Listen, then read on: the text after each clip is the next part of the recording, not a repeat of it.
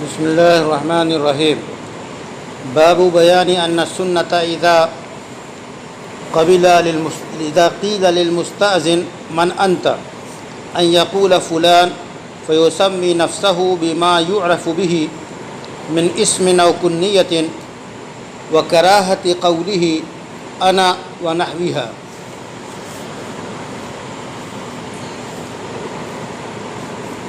یہ بتایا گیا ہے کہ جو شخص کسی کے مکان میں یا کسی کے ہاں جاتے وقت اجازت طلب کرے، جب اس سے پوچھا جائے کہ آپ کون ہیں تو وہ یہ نہ کہے کہ میں ہوں، بلکہ اپنا ایسا نام بتائے جو متعارف ہو، جو صحیح نام ہو نام بتائے، یا جس نام کے ذریعے وہ پہچانا جاتا ہو وہ بتائے۔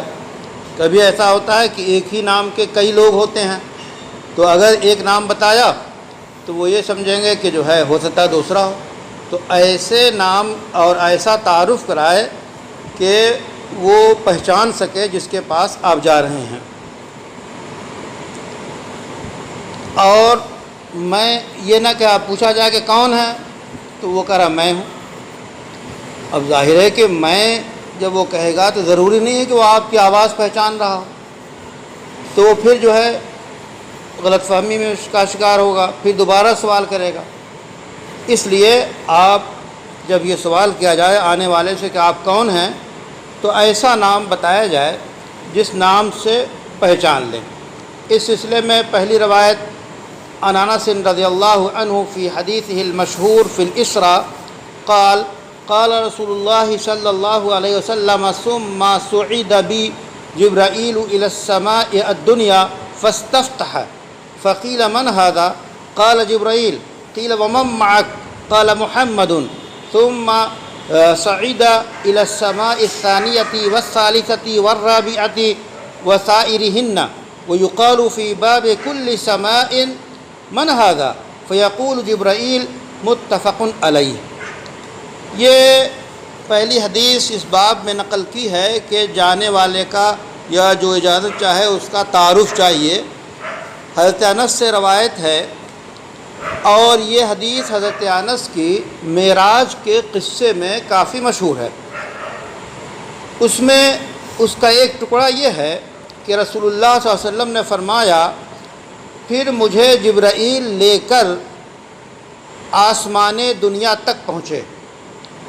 معراج کا سفر مکہ مکرمہ مسجد حرام سے ہوا بیت المقدس، وہاں پہلا پڑاؤ ہے۔ اس کے بعد پھر وہاں سے سفر ہوا تو پہلے آسمان پہ، پہلا آسمان یعنی آسمان دنیا، تو کہنا آسمان دنیا پہ جب پہنچے ہیں تو آسمان کے اندر داخلہ فوراً نہیں ہوا، بلکہ فاستفتح، حضرت جبرائیل علیہ السلام نے کالنگ کی، یعنی دروازہ کھلوایا، دستک دی، اور باقاعدہ مطلب باقاعدہ دروازے ہیں اور وہ بند رہتے ہیں، اور بغیر اجازت کے اور جو ہے کوئی اندر آسمان کے نہیں جا سکتا۔ تو رسول اللہ صلی اللہ علیہ وسلم اور جبرائیل دونوں تشریف لے گئے تو انہوں نے دروازہ کھلوایا تو پوچھا گیا اندر سے، فقیل، اندر سے پوچھا گیا من ھذا، کون ہے یہ؟ تو حضرت جبرائیل نے کہا جبرائیل، یعنی باقاعدہ اپنا نام بتایا۔ تو اس سے استدلال ہے کہ جب پوچھا جائے آپ کون تو یہ نہ کہیں میں ہوں، بلکہ اپنا نام بتائیں، چونکہ سیدنا جبرائیل سے جب پوچھا گیا کون ہے تو انہوں نے نام بتایا کہ جبرائیل۔ پھر دوسرا سوال کیا گیا، قیل ومن معک، آپ کے ساتھ کون ہے؟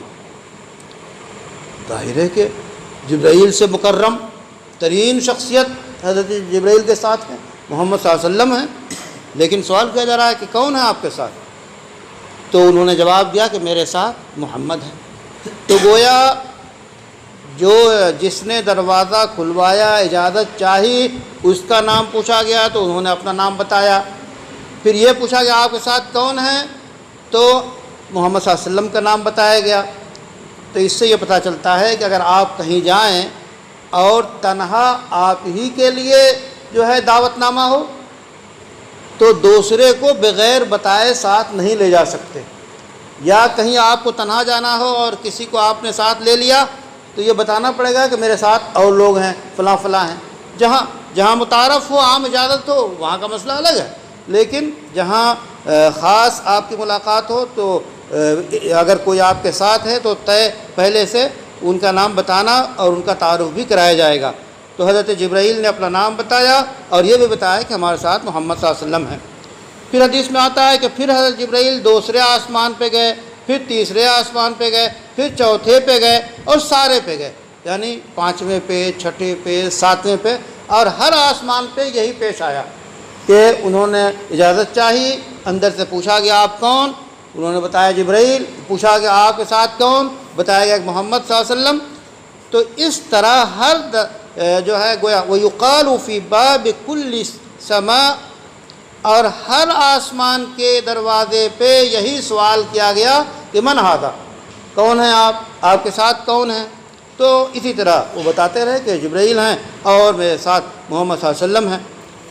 تو گویا یہ لمبی حدیث ہے، اس حدیث کا وہ ٹکڑا جس سے یہ بیان کرنا مقصد ہو کہ جو شخص کہیں جائے اور اس سے پوچھا جائے کہ آپ کون ہیں تو وہ اپنا صاف صاف ایسا نام بتائے جس کے ذریعہ اسے پہچانا جائے۔ دوسری حدیث ہے وعن ابی ذر رضی اللہ عنہ قال خرجت لیلۃ من اللیالی فاذا رسول اللہ صلی اللہ علیہ وسلم یمشی وحدہ فجعلت امشی فی ظل القمر فالتفت فرآنی فقال من ھذا فقلت ابو ذر، متفق علیہ۔ ابو ذر سے روایت ہے رضی اللہ تعالیٰ عنہ، فرماتے ہیں کہ ایک رات میں نکلا باہر تو کیا دیکھتا ہوں کہ رسول اللہ صلی اللہ علیہ وسلم تنہا چل رہے ہیں۔ میں آپ روشنی کے چاندنی میں بھی چلنے لگا۔ چاندنی کا ایک سایہ ہوتا ہے، ایک طرف چاندنی ہوتی ہے، ایک طرف جو ہے روشنی اور ایک طرف سایہ جیسا لگتا ہے، تو چاندنی کے سائے میں بھی چلنے لگا۔ تو آپ صلی اللہ علیہ وسلم نے متوجہ ہوئے اور مجھے آپ نے دیکھ لیا، تو فوراً آپ نے پوچھا من ھذا، کون ہے یہ؟ تو آپ صلی اللہ علیہ وسلم کو احساس ہوا کوئی ہے، تو آپ نے پوچھا کون ہے یہ؟ تو حضرت ابو ذر کہتے ہیں میں نے عرض کیا ابو ذر۔ تو اس سے بھی پتہ چلا کہ اپنا نام بتانا چاہیے صاف ستھرا جب پوچھا جائے آپ کون ہیں۔ یہ بھی بخاری اور مسلم کی روایت ہے، اس سے پہلے والی بھی روایت بخاری اور مسلم کی ہے۔ تیسری روایت ہے وَأَنْ أُمِّ هَانِيٍ رضی اللہ عنہا قالت اتیت النبی صلی اللہ علیہ وسلم وهو يغتسل وفاطمة تستره فقال من هذه فقلت انا ام ہانی، متفق علیہ۔ ام ہانی سے روایت ہے، وہ کہتی ہیں کہ میں حاضر ہوئی رسول اللہ صلی اللہ علیہ وسلم کی خدمت میں، تو آپ صلی اللہ علیہ وسلم غسل فرما رہے تھے اور فاطمہ پردہ کیے ہوئے تھی، کسی پردے سے آڑ کیے ہوئے تھی۔ ظاہر ہے کہ ایسے ٹوائلٹ اور باتھ روم اور غسل خانے تھے نہیں اس وقت، تو آپ اسی گھر میں نہائے، تو آپ نے حضرت فاطمہ نے چادر سے پردہ کر رکھا تھا۔ تو ام ہانی ایسے وقت میں آئیں۔ جب آپ صلی اللہ علیہ وسلم کو یہ اندازہ ہوا کہ کوئی صاحبہ ہیں، تو آپ نے پوچھا من ھذہ، یہ آنے والی کون ہے؟ تو انہوں نے کہا، وہ کہتی ہیں میں نے کہا انا ام ہانی، میں ام ہانی ہوں۔ تو انہوں نے بھی صاف نام بتایا اور ایسا نام بتایا جو متعارف تھا۔ چوتھی روایت ہے وعن جابر رضی اللہ عنہ قال اتیت النبی صلی اللہ علیہ وسلم فدققت الباب فقال من ذا فقلت انا فقال انا كأنه كرهها، متفق علیہ۔ جابر رضی اللہ تعالیٰ عنہ کہتے ہیں کہ میں رسول اللہ صلی اللہ علیہ وسلم کی خدمت میں حاضر ہوا اور دستک دی، تو آپ نے پوچھا من ذا، کون ہے یہ آنے والا، کون ہے دستک دینے والا کون ہے؟ تو حضرت جابر کہتے ہیں کہ میں نے کہا انا، جس کا ترجمہ ہے میں۔ تو آپ صلی اللہ علیہ وسلم نے فرمایا انا، یہ میں کیا چیز؟ یعنی گویا ناپسندیدگی کے انداز میں آپ نے کہا کہ یہ انا یعنی میں یہ کیا چیز؟ ظاہر ہے کہ میں کہنے سے آدمی نہیں پہچانے گا کون ہے آپ، تو نام بتانا چاہیے۔ یہ بھی بخاری اور مسلم میں موجود ہے روایت۔ تو گیا یہ باب اس سلسلے میں تھا کہ جب آپ کہیں جائے اور آپ سے یہ پوچھا جائے کہ آپ کون ہیں، آپ کا تعارف چاہا جائے، تو تعارف ایسے الفاظ اور ایسے نام کے ذریعے کرانا چاہیے جس سے پوچھنے والا پہچان سکے۔ صرف میں ہوں یا آیا ہوں یا اس طرح کا کوئی لفظ نہیں کہنا چاہیے، بلکہ اس کا تعارف کرانا چاہیے مکمل طور پہ۔ اور جیسا کہ بتایا گیا کہ یہ ہر دور میں اجازت لینے کے طریقے بدلتے رہتے ہیں۔ آج کا طریقہ جو ہے، آج جس دور میں جو طریقہ ہو اجازت لینے کا، اور جب پوچھا جائے تو آپ کی شخصیت مکمل طور پہ جہاں آپ جائیں وہ واقف ہو جائے، ایسا تعارف کرانا چاہیے۔ جیسا کہ میں نے عرض کیا کہ آج کل بہت سے شہروں میں وزٹنگ کارڈ سب سے آسان ہے کہ پہلے کارڈ بھیجنے، یہ کارڈ ہے تو اس سے کارڈ سے آدمی پہچان لیتا ہے کہ آپ کون صاحب ہیں۔ تو جیسا جہاں کا طریقہ ہو، جو آداب ہو، اس انداز میں اجازت لینی چاہیے۔ مقصد یہ ہے تاکہ نہ آپ کو تکلیف ہو اور نہ جہاں آپ جا رہے ہیں انہیں تکلیف ہو، بلکہ نہ وقت ضائع ہو۔ اب وہ تعارف میں جو ہے زیادہ وقت لگ جائے تو وقت قیمتی ہوتا ہے، تو وقت بھی ضائع نہ ہو اور تکلیف بھی نہ ہو، وحشت بھی نہ ہو، بلکہ جو عام طریقے سے ملنے جلنے کے آداب ہیں ان کو بجا لانے میں دونوں کے لیے راحت ہے۔ اس واسطے رسول اکرم صلی اللہ علیہ وسلم نے ایسے طریقے بیان کیے جو شریعت کے بتائے ہوئے طریقے ہیں، اور آپ کا بتایا ہوا وہی شریعت ہے۔ اللہ سے دعا ہے کہ ہمیں ان پہ عمل کرنے کی توفیق عطا فرمائے۔